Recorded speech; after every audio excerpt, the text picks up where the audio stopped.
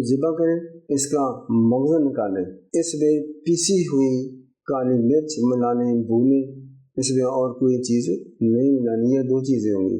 مریض کو کھلائیں، چند روز راشا ہمیشہ کے لیے ختم ہو جائے گا، ٹھیک ہو جائے گا۔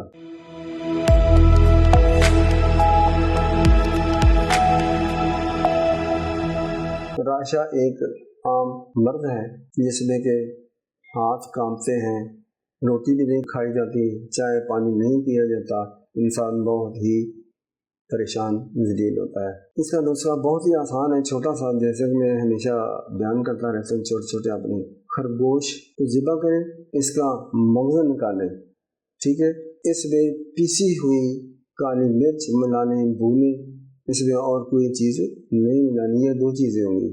مریض کو کھلائیں، چند روز راشا ہمیشہ کے لیے ختم ہو جائے گا، ٹھیک ہو جائے گا۔ السلام علیکم ورحمۃ اللہ وبرکاتہ۔